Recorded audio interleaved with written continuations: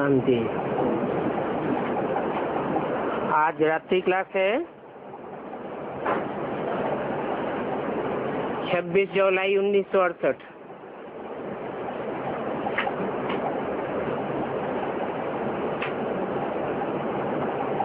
सारा मदार है रक्षाबंधन पर।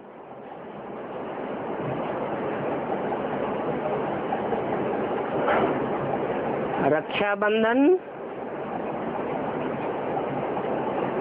कौन से वर्ण का त्योहार है? ब्राह्मण वर्ण का त्योहार है। और ब्राह्मण ब्रह्मा की औलाद को कहा जाता है। ब्रह्मा की पहली जो औलाद है सनत कुमार, उन्होंने सारी दुनिया को ऐसे पवित्रता के रक्षा के बंधन में बांधने के लिए मजबूर किया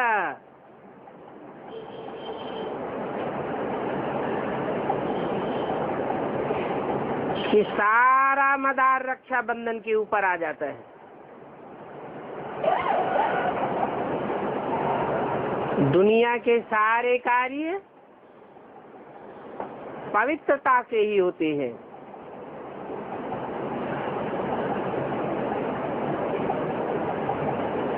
और पवित्र गृहस्थाश्रम भारत में था।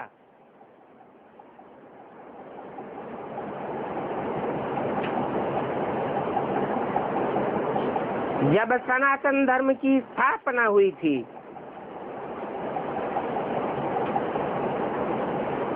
अभी भारत अपवित्र है।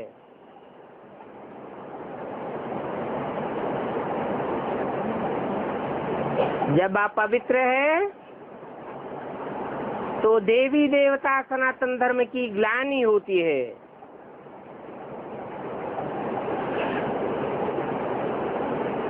क्योंकि पवित्र बनते नहीं है।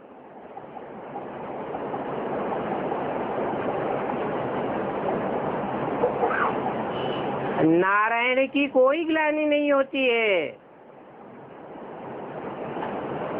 और सभी देवताओं की ग्लानि होती है।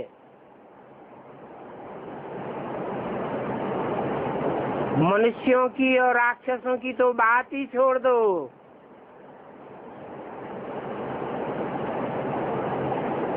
इससे क्या साबित हुआ कि एक नारायण के सिवाय सब अपवित्र थे।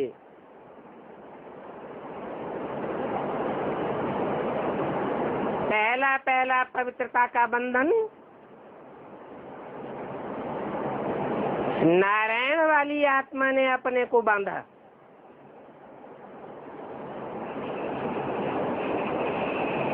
जिन्हें देवी देवता सनातन धर्म का बीज कहा जाए।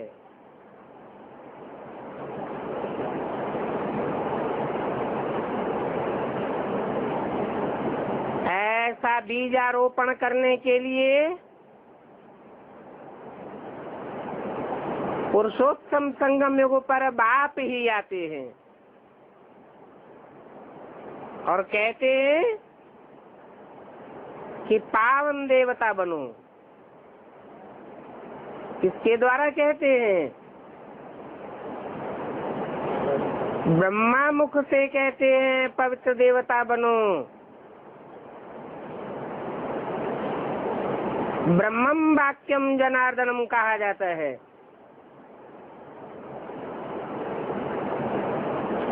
ब्रह्मा के मुख से निकली हुई वाणी वेद वाणी है।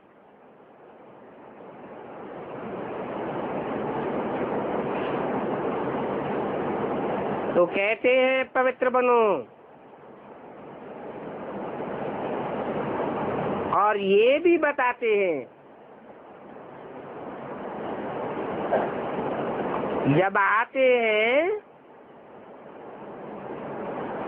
उस समय ऐसी दुनिया की स्टेज हो जाती है कि कोई भी पवित्र रह नहीं सकता।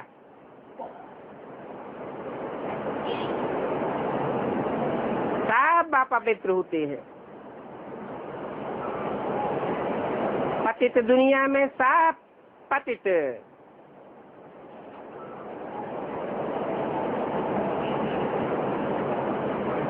तो देवी देवता सनातन धर्म की ग्लानि हो जाती है। बाप भी कहते हैं देवता धर्म की बड़ी ग्लानि कर दी। अभी भगवान बाप ऑर्डिनेंस निकालते हैं, कहते हैं कि पवित्र बनो तो पवित्र दुनिया के मालिक बनेंगे। अभी भारतवासी धर्म भ्रष्ट और कर्म भ्रष्ट हो गए हैं।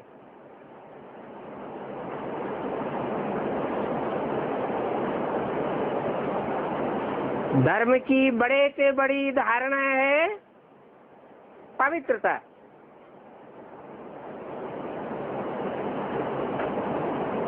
उस पवित्रता की स्टेज को भी पहचानना है।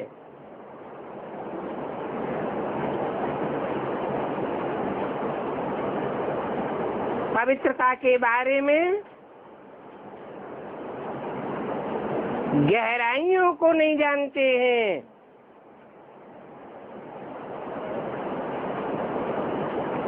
सन्यासियों ने जैसे पवित्रता की ऊपर ऊपर की परिभाषा उठा ली है।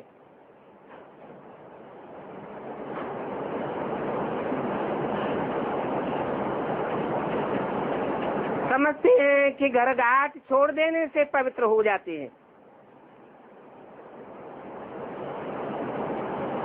परंतु वो तो उनका हठ योग है। बाप ने तो सहज राजयोग सिखाया था, सहज सहज पवित्र बनना सिखाया था।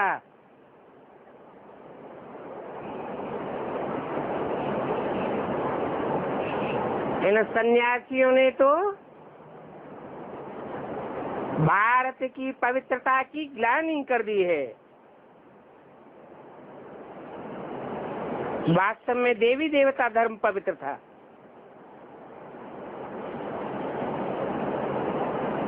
जो देवी देवता सनातन धर्म ब्रह्मा के पहले पहले पुत्र सनत कुमार के द्वारा स्थापन होता है।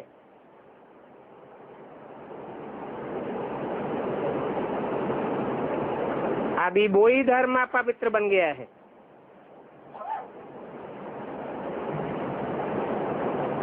तो बाप कहते हैं ऐसे धर्म की ग्लानि के समय पवित्रता कहाँ से आ गई?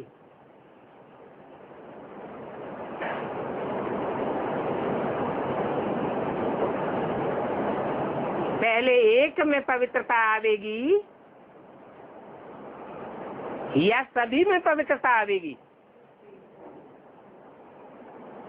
पहले एक की बुद्धि में पवित्रता की बात बैठती है,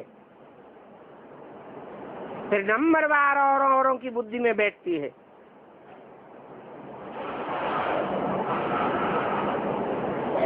अभी तो घोर कलयुग है।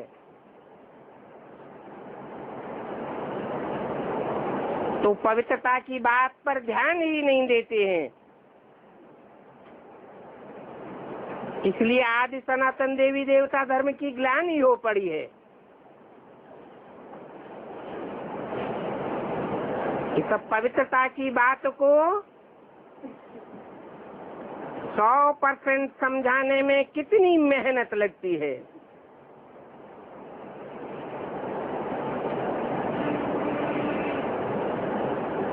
समझाया जाता है ऐसे समय पर ही भगवान बाप आते हैं, आकर के आदि सनातन देवी देवता धर्म की स्थापना करते हैं।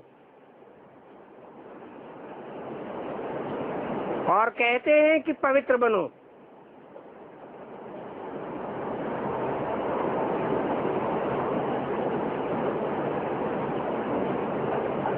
ये भी बताते हैं कि अभी धर्म की अति ग्लानि है, इसलिए भारत में पीस, प्रॉपर्टी खलास हुई पड़ी है।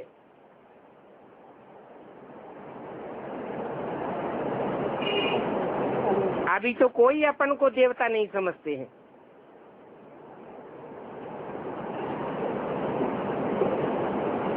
सब लेवता है।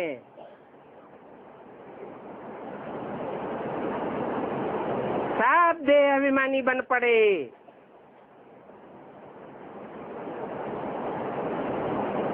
अपन को देह समझने के कारण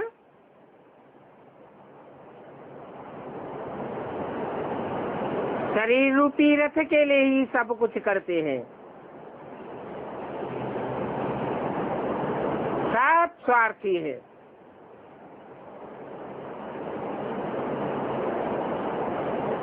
अभी बाप बताते हैं अपन को आत्मा समझो।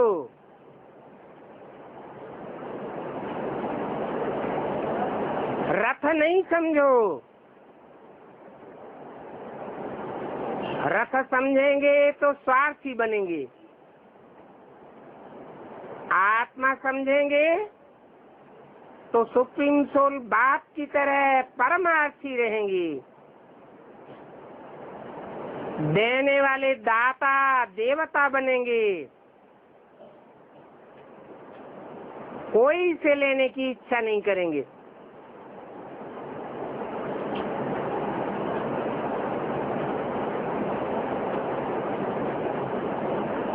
अभी कोई नहीं कहेगा कि मैं देवता हूँ।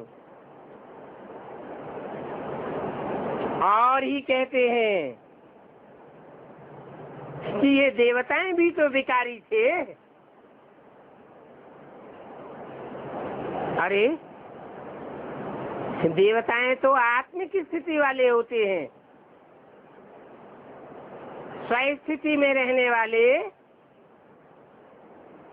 आत्मा को निराकार समझते हैं। निराकारी, निर्विकारी, निरहंकारी होते हैं। देवताओं में विकार कहाँ से आए?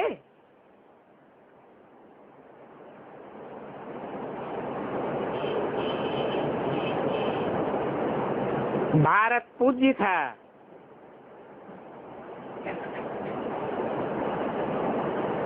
तब देवता धर्म था। अभी भारत पुजारी है।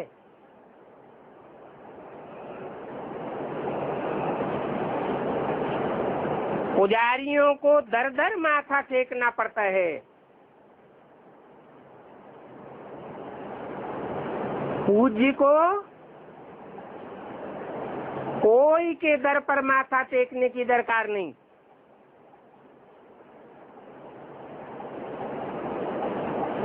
गीत भी बनाते रहते हैं, अर्थ नहीं समझते।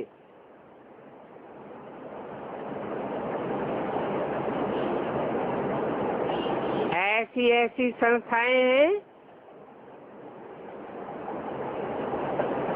जिनकी फीमेल हेड्स बहुत सेवा करती हैं। उनको सोशल वर्कर्स कहते हैं। परंतु वास्तव में पवित्र बनाने की सेवा तो कोई भी नहीं करते। अभी बाप ने तुम शक्तियों को ये सेवा सौंपी हुई है कि खास भारत को और आम सारी दुनिया को पवित्र बनाना है।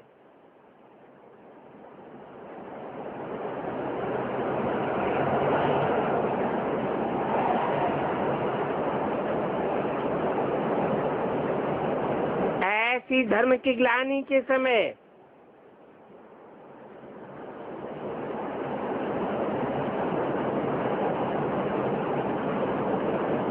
तुम सबको पवित्र बनने की प्रेरणा देती हो। तो माताओं को अभी खड़ा होना चाहिए।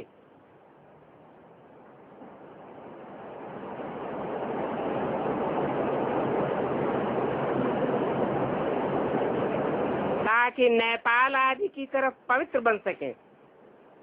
ये क्या बात हुई? हाँ? सिर्फ नेपाल की तरफ पवित्र बन सकेंगे? हाँ? हाँ, हद की नेपाल की बात नहीं है, बेहद के नेपाल की बात है। मना भगवान बाप जब आते हैं तो जो नई दुनिया का संगठन तैयार करते हैं, उस नई दुनिया के संगठन में जो रहने वाले हैं वो नेपाल वासियों की तरह ऊंची स्टेज में पहाड़ों पर रहते हैं।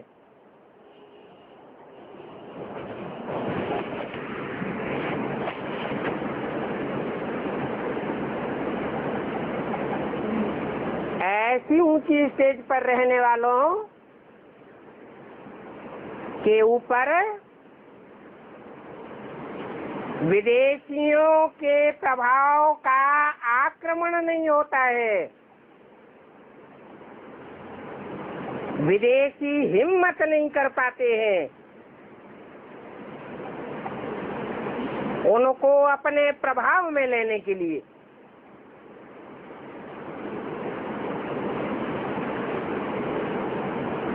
सारे भारत के ऊपर विदेशियों ने आक्रमण किए। बड़े बड़े आक्रांताएं आए, सारे भारत को अपना दास बनाया।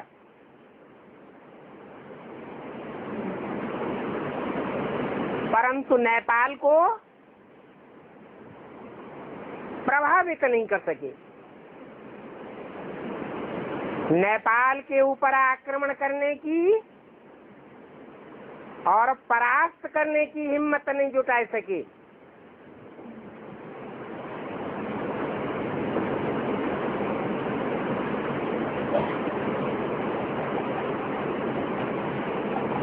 आज उन नेपालियों के ऊपर माओवादियों का राज्य है। किनका राज्य है? ओ अम्मावादी। माँ माने अम्मा, माँ ओ वादी।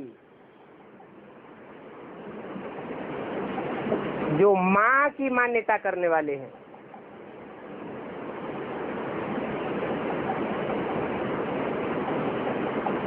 कौन है माँ की मान्यता करने वाले?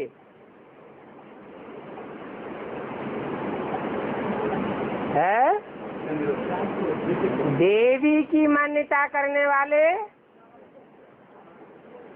बाबा ने बताया है रावण संप्रदाय है। वास्तव में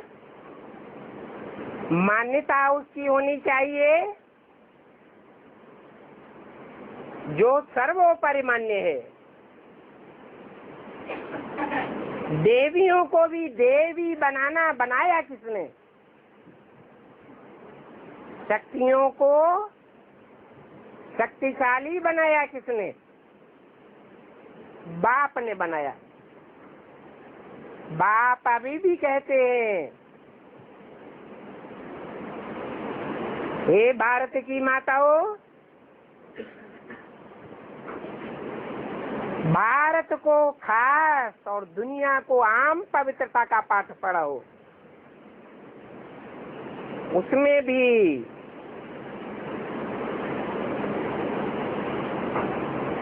नेपालियों के ऊपर विशेष ध्यान देना है, जो नई दुनिया की पालना करने वाले बनने हैं। कौन बनेंगे नई दुनिया की पालना करने वाले? इस्लामी, बौद्धि, क्रिश्चियन, चंद्रवंशी, बौद्धि कौन बनेंगे? है? हाँ जी। नेपाल भारत के उत्तर में पूर्व से पश्चिम तक फैला हुआ है।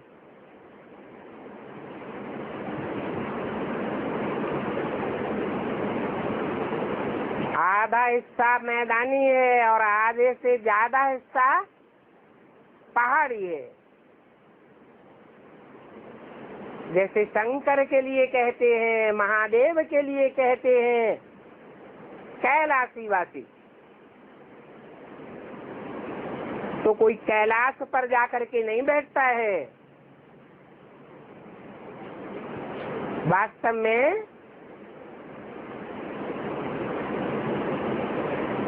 शंकर का नाम जिस परमपिता के साथ जोड़ा जाता है, वो परमपिता शिव ऊंची स्टेज में ले जाकर बैठाता है। ऐसे ही वो ज्ञान सूर्य का पाठ बजाने वाले बच्चे जो सूर्यवंशी कहे जाते हैं, वो सूर्यवंशी बच्चे नेपाली हैं। अव्यक्तवाणी में बाप दादा ने इशारा दिया,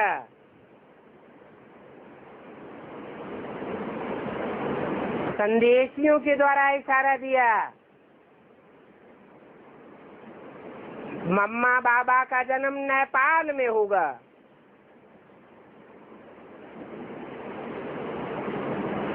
हद की बुद्धि रखने वालों ने हद का जन्म समझ लिया और दुनिया के और किसी क्षेत्र में इतनी सेवा नहीं की गई, इतनी गीता पाठशालाएं, इतने सेंटर्स नहीं खोले गए जितने नेपाल में खोल दिए गए। परंतु समझ में फिर भी नहीं आया कि वो नेपाली कौन है जो नई दुनिया के संगठन का पालना करने वाले हैं। समझना और पवित्र बनाना ये बड़ा मुश्किल है।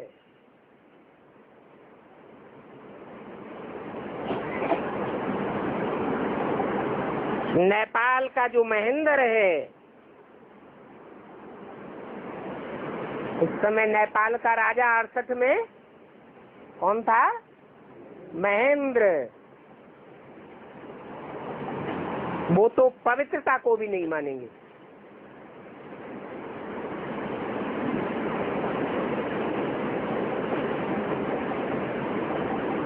तो जहाँ का राजा ही पवित्रता को नहीं मानेगा तो यथा राजा तथा प्रजा हो जाती है।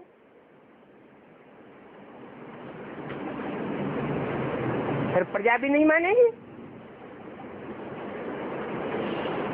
तो ऐसे देश में पवित्रता की स्थापना करना तो बहुत कठिन हो जाएगा।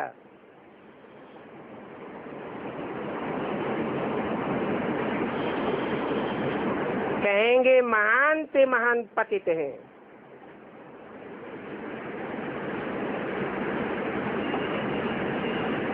बाप कहते हैं बड़े आदमियों की तकदीर में नहीं है।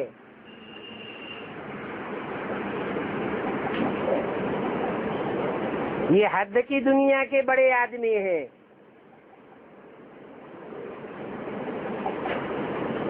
राजाएं महाराजाएं कहे जाते हैं।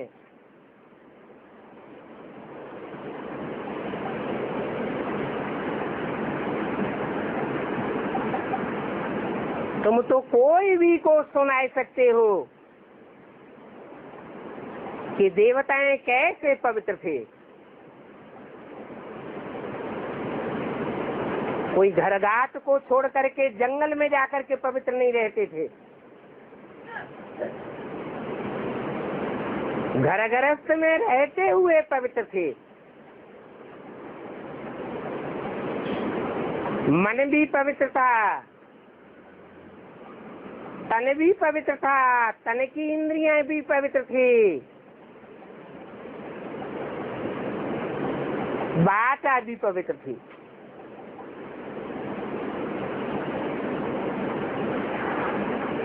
यहाँ तो देखो कितने पतित बन पड़े हैं। अभी भारत का क्या बुरा हाल हो गया है।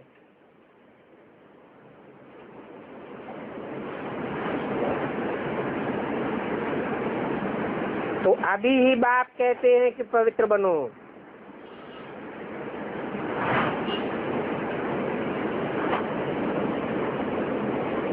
तो पवित्रता की बात में ही मुसीबत पड़ती है।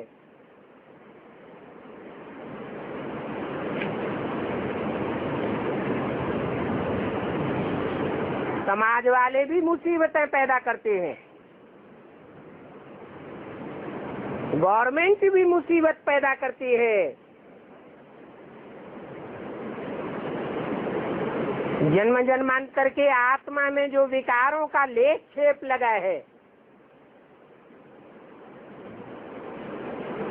कितना तंग करता है।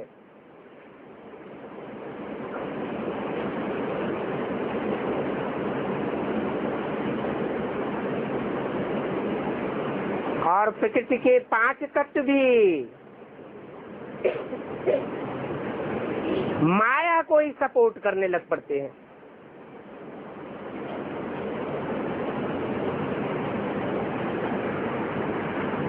ये माया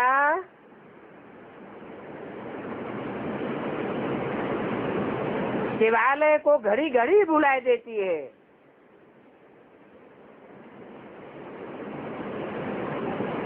जो शिवालय भारत में आज भी यादगार बना हुआ है, पवित्रता की टॉप स्टेज का यादगार, ऐसी पवित्रता कोई भी सन्यासी, कोई भी महात्मा, कोई भी धर्म पिताएं धारण ही नहीं कर सकते।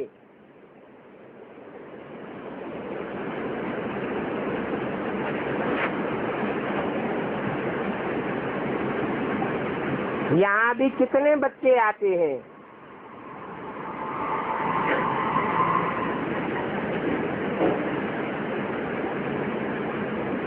पवित्रता का बंधन बांधते हैं। पहले खून से लिख कर देते थे,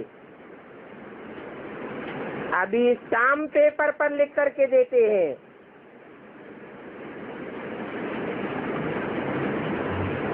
प्रतिज्ञा करते हैं। फिर भी बाबा कहते हैं खबरदार रहो,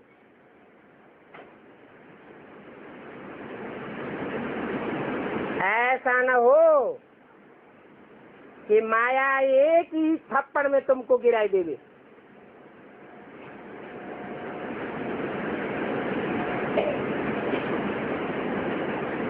बाप की गोद लेकर के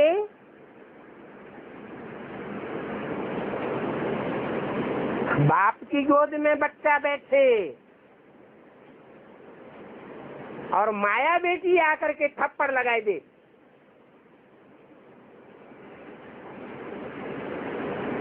माया का थप्पड़ खाया तो चकनाचूर हो जाएंगे। बाप की पत गंवाए देंगे।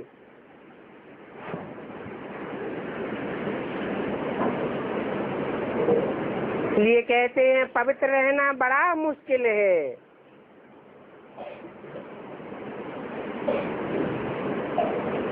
इस दुनिया का और खास भारत का सारा वातावरण ही पवित्रता के बरखिलाफ है।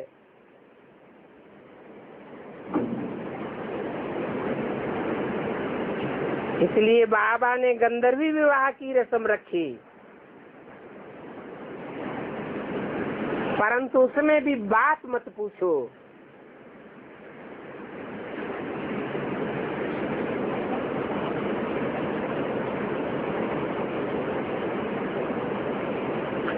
कितने अपवित्र बन पड़ते हैं। ऐसे समय बाप को आकर के पवित्र जरूर बनाना है।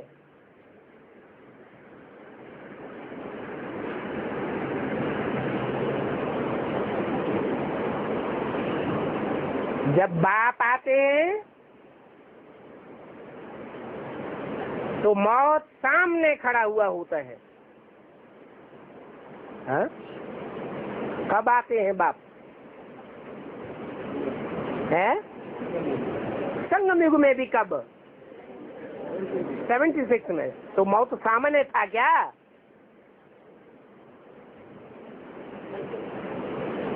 है? था या नहीं था?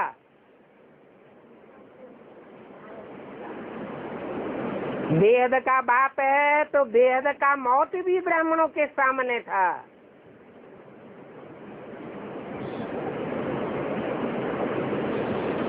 सेवेंटी 76 में बाप साकार में मौजूद था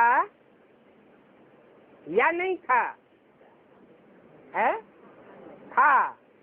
फिर कितनों को पता था, कितनों को निश्चय था कि बाप साकार में 76 में मौजूद है? है? है? कोई को पता नहीं था। तो सब अनिश्चय बुद्धि मरंती की स्टेज में थे। मौत सामने खड़ी हुई थी।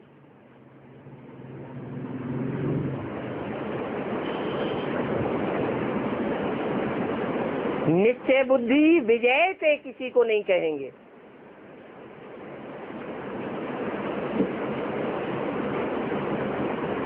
ऐसे समय पर बाप आते हैं।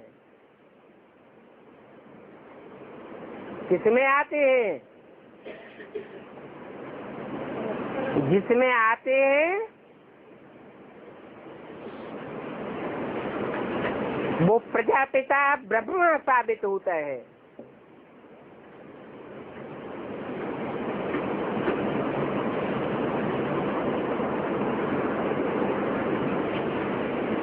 ऊंच से ऊंच बाप है। नेक्स्ट टू गॉड शंकर को कहा जाता है।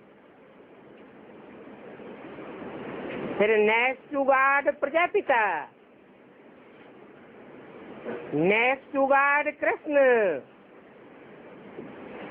और नेक्स्ट टू गॉड नारायण। जैसे कि चारों ही नामधारी एक ही हस्ती वाले हैं।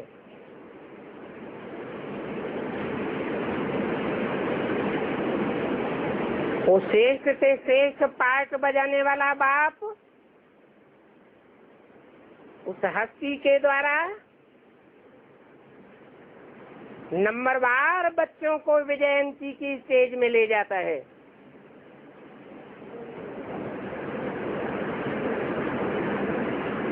अगर कीमत पर नहीं चलते हैं, प्रतिज्ञा करके प्रतिज्ञा को तोड़ते हैं, तो विनश्यंती हो जाते हैं। क्योंकि मौत सामने खड़ा है।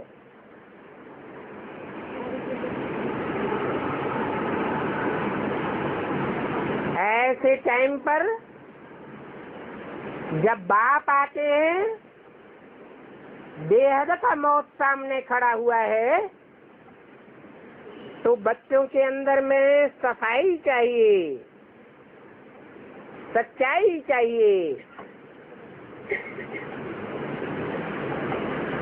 नियत बरकरार होनी चाहिए। नहीं तो नियत खराब हो पड़ती है।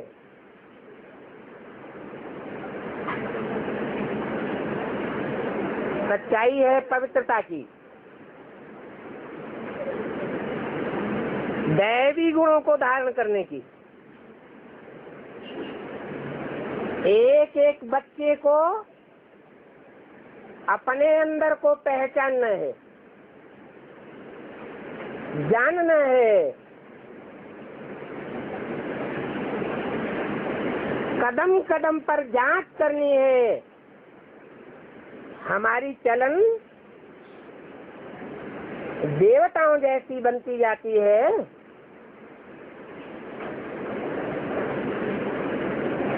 हमसे कोई आसुरी विकारी काम तो नहीं हो जाता।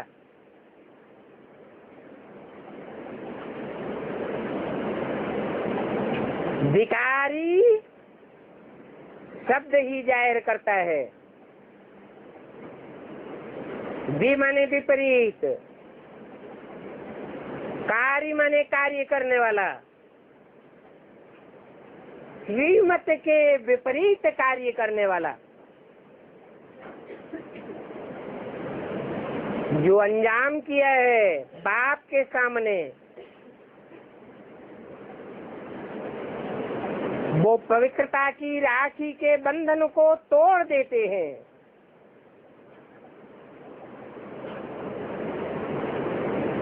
इसलिए बाप कहते हैं तुरंत अपना पोता मिल लिखो। ईश्वरीय दरबार में कभी झूठ नहीं बोलना चाहिए।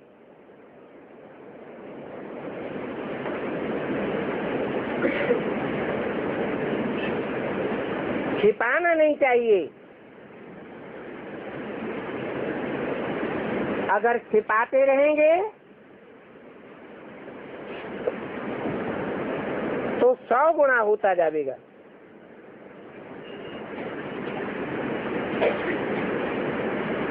सौ गुना पाप करते करते आखिरी माया के फाइनल पेपर में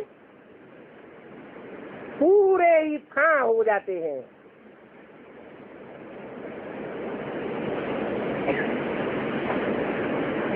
तो समझना चाहिए कि बाप को हमारे लिए कितनी मेहनत करनी पड़ती है।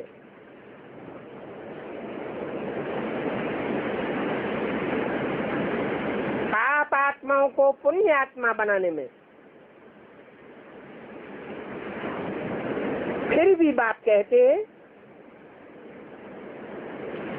मैं कल्प कल्प आता हूँ और आकर के तुमको पावन बना करके ही जाता हूँ। छोड़ता एक को भी नहीं हूँ।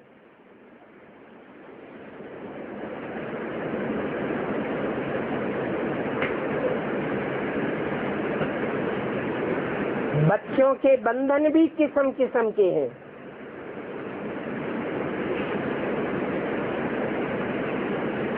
आजकल के बच्चे भी रोगी हैं। नहीं तो बच्चों को तो महात्मा कहा जाता है।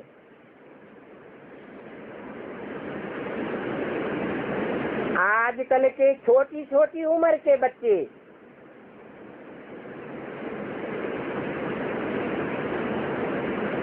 विकारों की आतताई स्टेज होने के कारण माँ बाप की हरकतें देख लेते हैं। वो हरकतें देख करके कितने रोगी बन जाते हैं।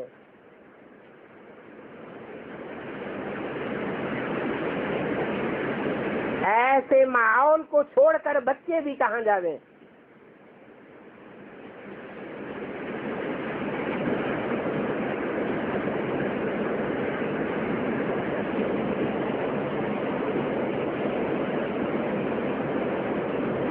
और माँ बाप भी बच्चों को छोड़कर कहाँ जावे। ऐसे ही ये बेहद का बाप है जो बच्चों को छोड़कर वापस नहीं जा सकता। जैसे कि बाप को भारत पर रहम पड़ता है, तो बच्चों को भी अपने ऊपर रहम आना चाहिए।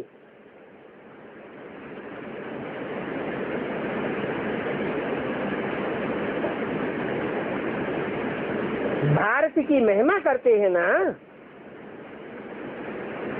भारत हमारा ऐसा ऊंचे,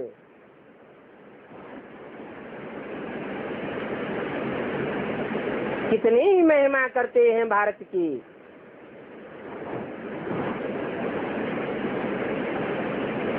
अभी वो भारत आधा कल्प का पक्का वैश्यालय रौरव नरक बन गया है। इस रौरव नरक में अच्छे अच्छे पुरुषार्थ करने वाले बच्चों की भी बहुत बुरी हालत हो जाती है। जब भारत विशेष बन जाता है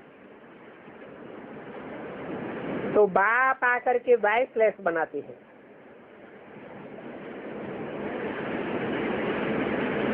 बाप के सिवाय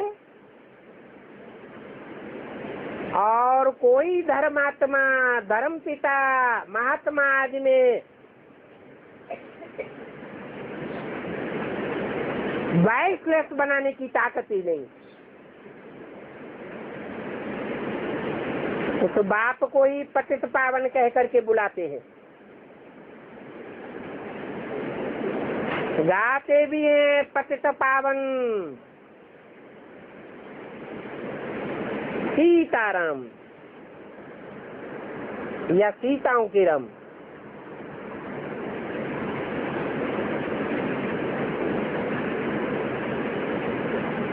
परंतु पावन बनने के नाम से ही माथा खराब हो जाता है।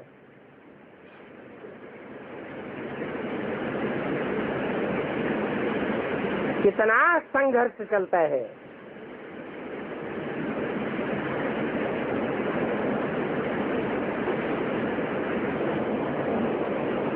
वो माँ बाप तो आशाएं रख बैठे हैं कि बच्चों की शादी करावे,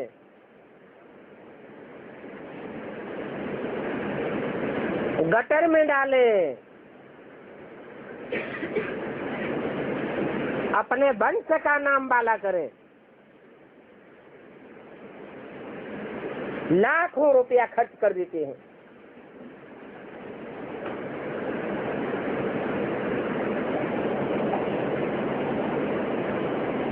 बल वो शादी की शोहरत अखबार में भी चली जावे,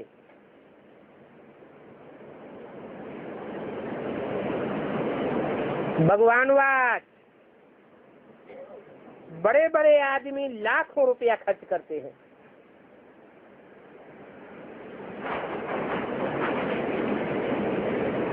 इस बात के लिए,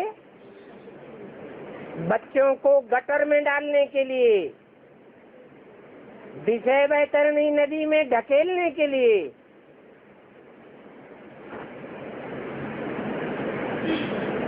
अभी बेहद का बाप भगवान कहते हैं, इस काम को जीतो और जगत जीत बनो।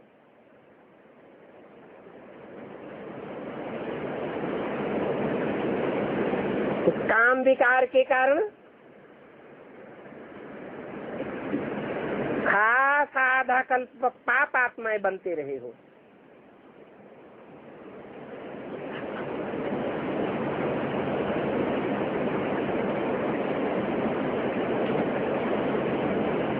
आधा कल्प जन्म जन्मांतर जब मौत होती रही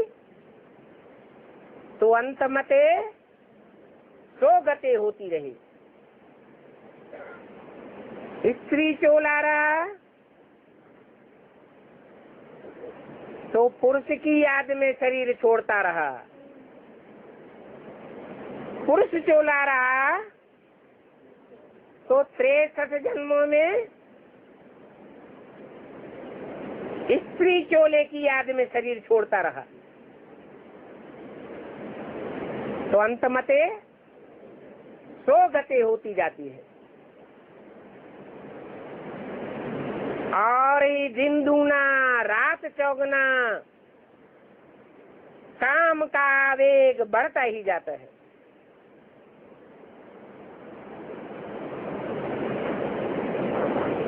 कितने पाप आत्मा बन जाते हैं।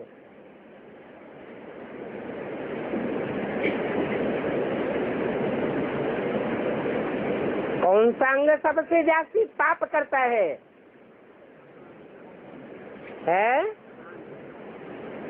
आंख तो शुरुआत करती है,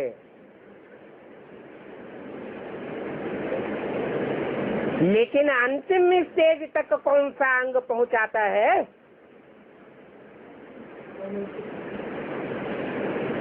कामेंद्रिय।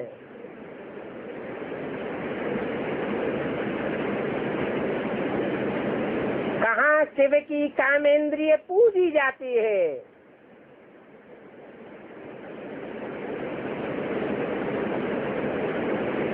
पवित्रता के आधार पर पूजी जाती है या पवित्रता के आधार पर? पवित्रता के आधार पर पूजी जाती है। पवित्रता अर्थात दुख का नाम निशान नहीं।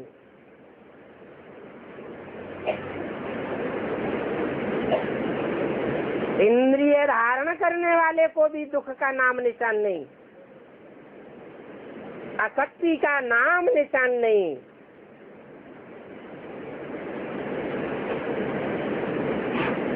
और धरणी जो माता कही जाती है, उसको भी दुख का नाम निशान नहीं होता।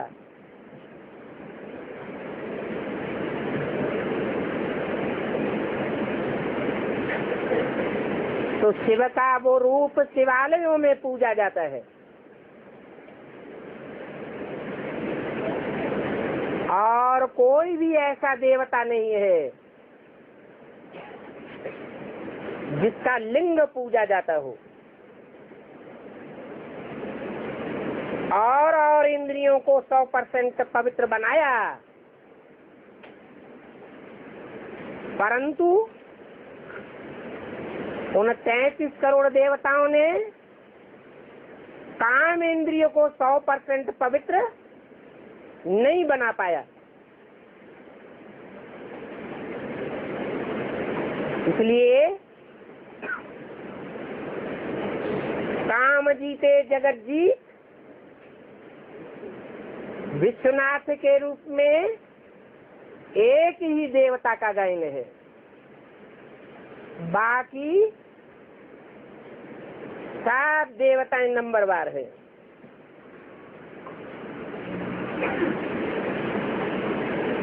तो 63 जन्म में जो कामेंद्रिय से पाप करते रहे हो,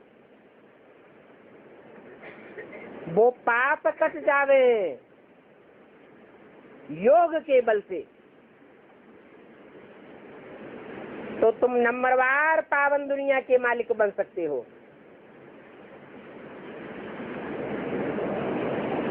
वो दुनिया वाले तो समझते हैं ये ब्रह्मा कुमारियां पवित्रता की बात करके घर फिटाती हैं,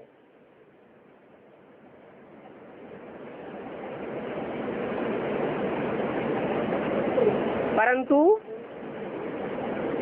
बाप तो कहते हैं कि तुम घर आबाद करने आई हो। सारी दुनिया को एक घर कुटुंब बना करके वसुधैव कुटुंबकम का नारा लगा करके आबाद कर देती हो।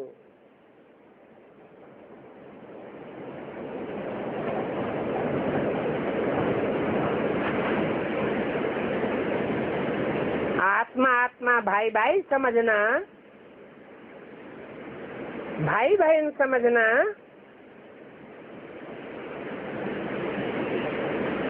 ये कोई घर ठिकाने वाली बात थोड़ी ही है। नहीं तो मंदिरों में जाकर क्यों कहते हैं तुम माता पिता हम बालक तेरे?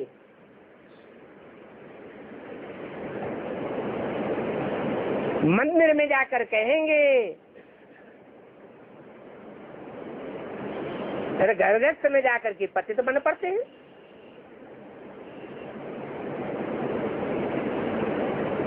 तो क्या ये अंदर बाहर की पवित्रता है?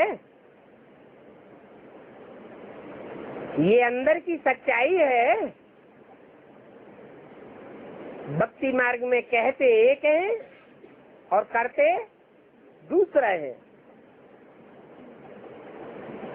बाप आकर के सच्चा ज्ञान सिखाते हैं, कहते हैं कथनी और करनी को एक बनाओ।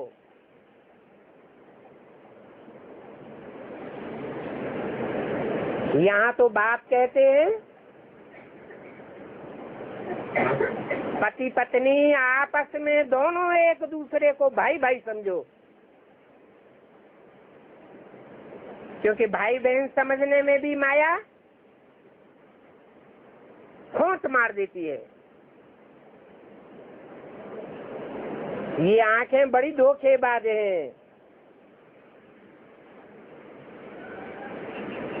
इन आंखों को संभाल में रखना चाहिए। क्या संभाल रखेंगे?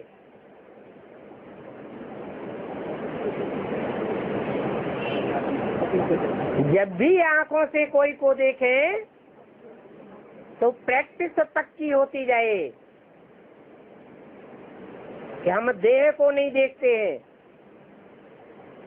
हम देह में रहने वाली आत्मा को देखते हैं।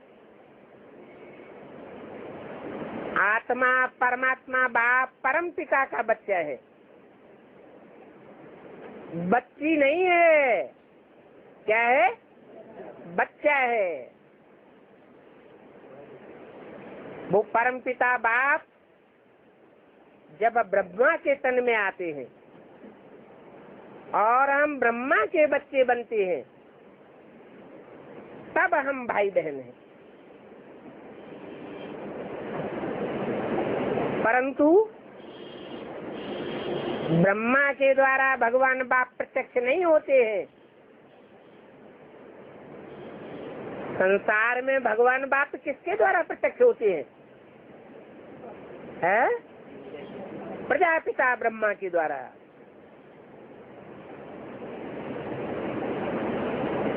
जिसे कहा नेक्स्ट टू गॉड, वही प्रजापिता संसार में शंकर के नाम रूप से प्रत्यक्ष होता है। कृष्ण कहो, नारायण कहो, इसका नाम रूप से प्रत्यक्ष होता है।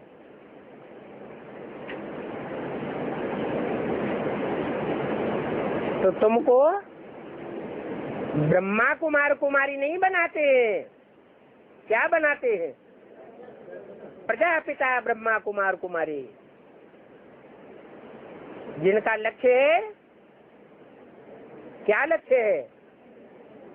रुद्रमाला वाला लक्ष्य है, यह विजयमाला का लक्ष्य है। पहले पहले रुद्रमाला बन करके आखिरी न हम 5 विकारों पर विजय पाने वाले विजयमाला के भी मण के बने। वो तब ही हो सकता है जब हम अपन को आत्मा आत्मा भाई भाई समझे। तो अभी बाप कहते हैं भाई भाई समझो। ये आंखें ऐसी हैं जो चूहरा छी बनाई देती हैं।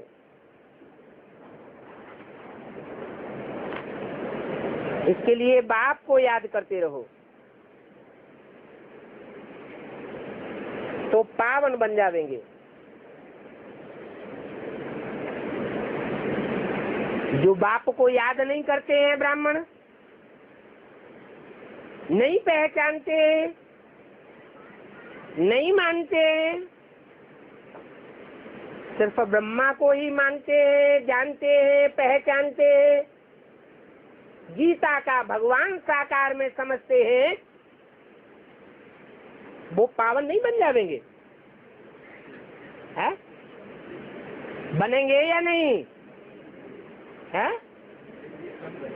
बनेंगे पावन। अगर वो पावन बने होते तो अधूरे ब्राह्मण नहीं बनते। जिस नई दुनिया की स्थापना भगवान बाप आकर के करते हैं, उस दुनिया की पालना करने वाले बन जाते। नई दुनिया की पालना करने वाले बेहद के नेपाली बन जाते।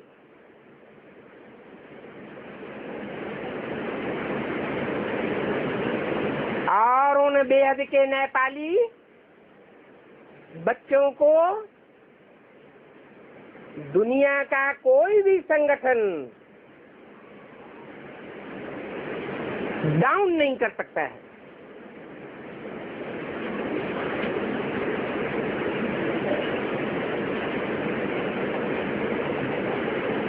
हाँ, माया किसी को छोड़ती नहीं है। आखिरी जन्म में तो माया सबको धराशायी कर देती है।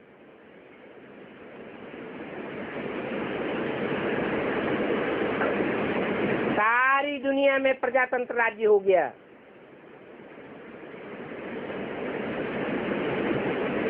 लेकिन नेपाल और भूटान दोनों में अब तक भी राजा का राज्य रहा।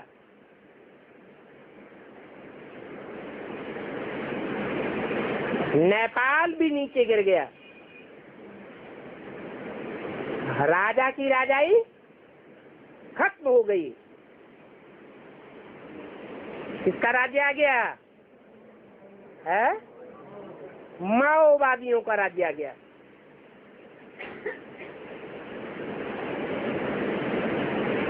जो माँ की उपासना करने वाले हैं, राक्षस संप्रदाय हैं, उनके कंट्रोल में सारा नेपाल आ गया। आखिरी जन्म में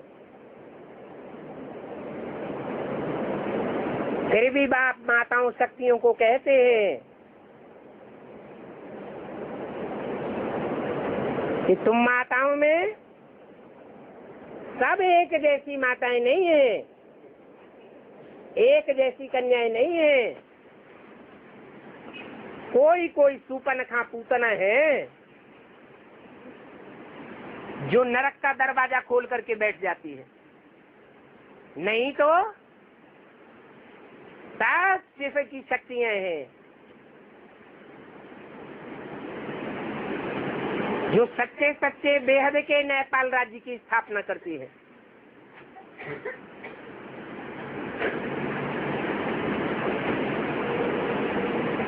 इसलिए अभी एक बाप दूसरा न कोई।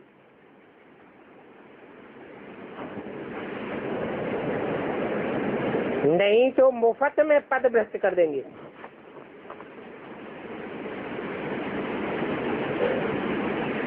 जाकर के जन्म जन्मांतर कल्प कल्पांतर दास दासियां बनते रहेंगे।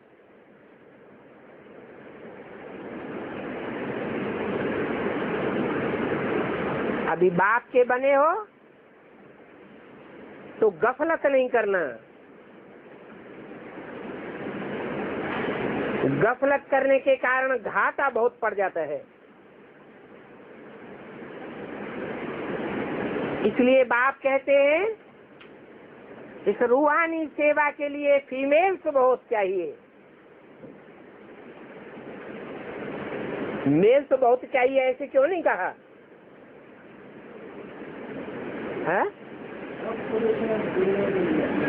हाँ, खूब पक्का याद कर लिया है।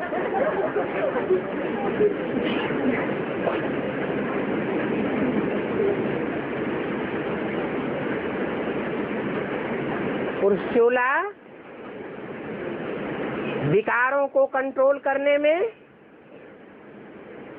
अक्षम साबित होता है।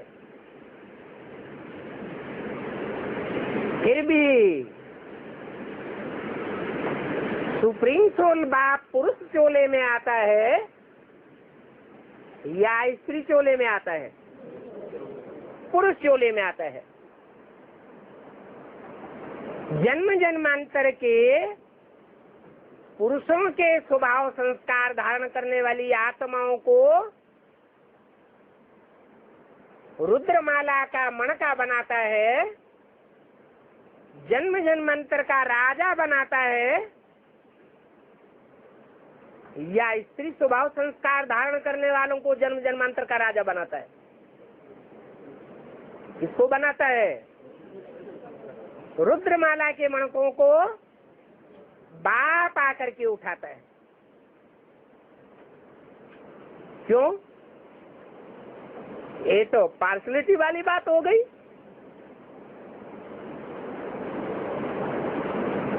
जो पवित्रता को धारण करने योग्य है ही नहीं, धारण करते ही नहीं, सब दुर्योधन दुशासन है, उनको क्यों सपोर्ट करता है? हैं? राजा के संस्कार ज्यादा है। राजा बनना अच्छा है। राजा ज्यादा सुखी होता है जन्म जन्मांतर, या महलों में रहने वाली रानियां ज्यादा सुखी होती है? आत्मा की इच्छा सुख भोगने की है या दुख भोगने की है? हर आत्मा की ये इच्छा है कि हम जीवन में रहते सुख भोगे लेकिन दुख न भोगे।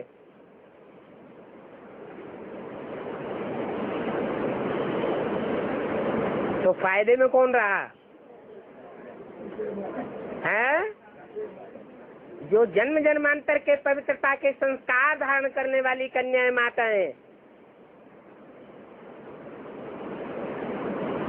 वो सुख जास्ती भोगती है।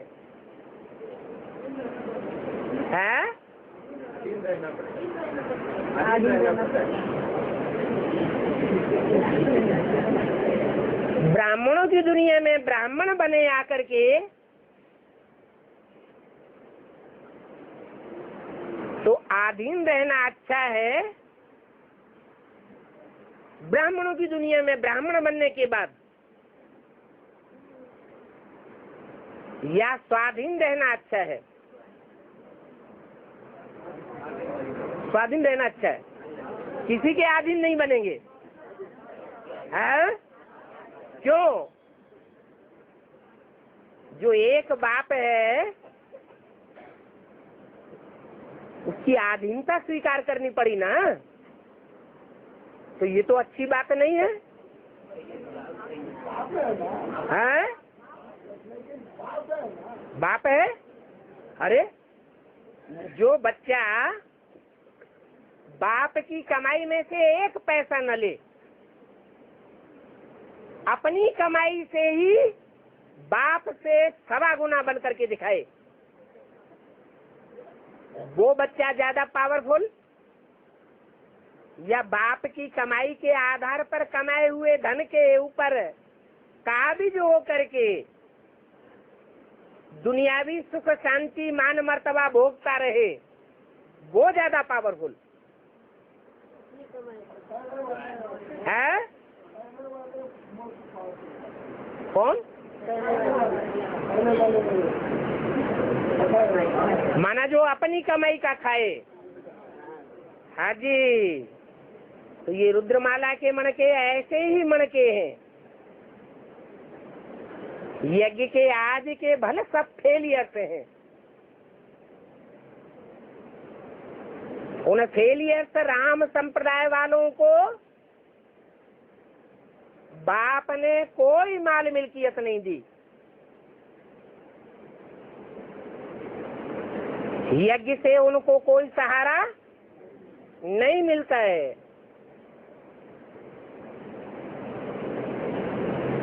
सिर्फ उनके हाथ में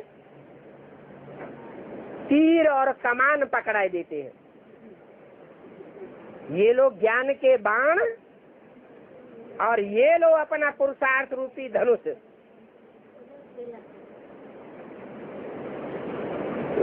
इस शरीर रूपी धनुष को, चाप को ऐसा लचीला बनाओ पुरुषार्थ में कि हर प्रकार की परिस्थिति में अपने को एडजस्ट कर सको। महाविनाश के टाइम पर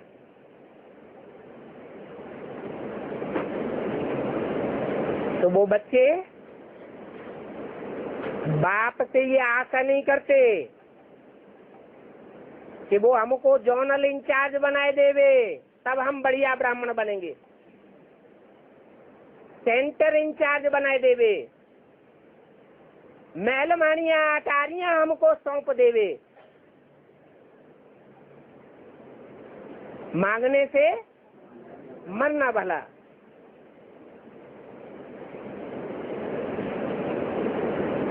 बाप सिर्फ ज्ञान की प्रॉपर्टी देते हैं।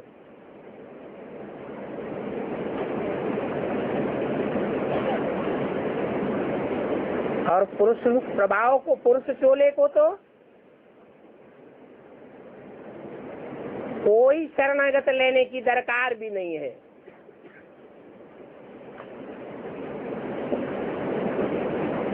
बेसिक ब्राह्मणों में कुमारों को, आधर कुमारों को शरणागत लिया जाता है,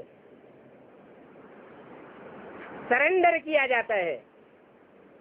लेकिन एडवांस में कोई भी ब्राह्मण को, चाहे कुमार हो या आधर कुमार हो,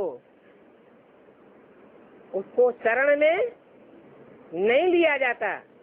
बल सेवा करो, खुली छूट है, जब तक चाहो सेवा करो। लेकिन समर्पित किसी को नहीं किया जाता। क्यों नहीं किया जाता?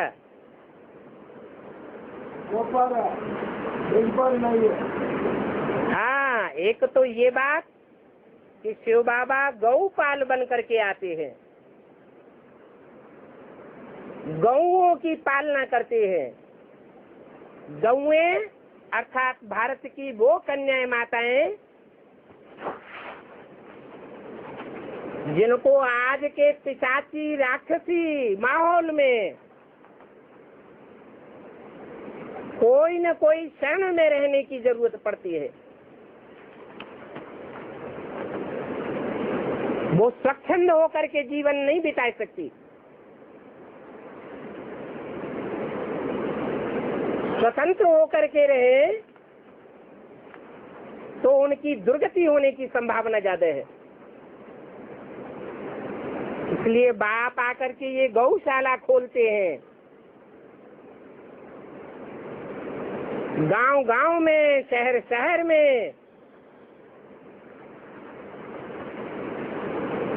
गौशाला खोलते हैं,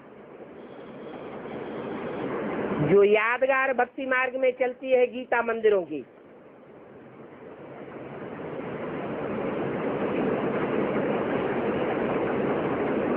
गौशालाओं में बाप पढ़ाई पढ़ाने जाते हैं,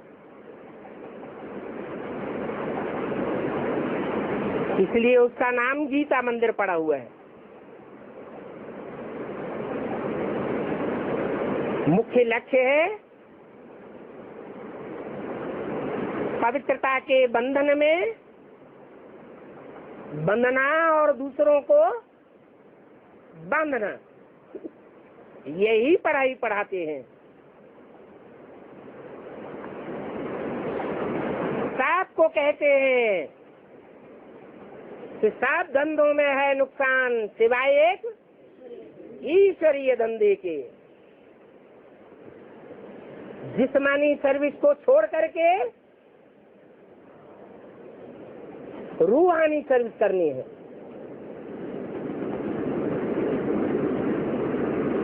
स्वेच्छा से करेंगे तो ज्यादा फायदा होगा, या परिस्थितियों की मार पड़ेगी तब करेंगे तो ज्यादा फायदा होगा? है स्वेच्छा से करेंगे वो ज्यादा फायदे में रहेंगे।